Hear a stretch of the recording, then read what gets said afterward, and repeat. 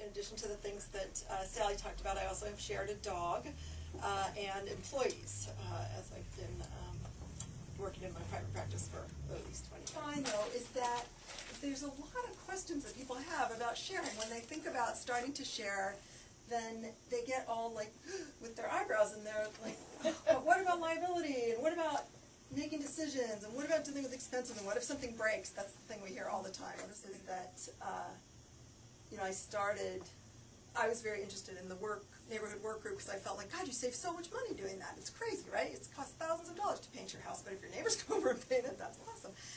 But what I found is that the feeling of it, of working with my neighbors on projects in our community, and driving by the house and saying, put down that landscaping, or, you know, I built that fence for my neighbor, and now she's so happy because she doesn't have to look at her crazy neighbor in the back anymore. All of those things just made me feel really good and feel connected to these other people, and now that's sort of my favorite thing about it.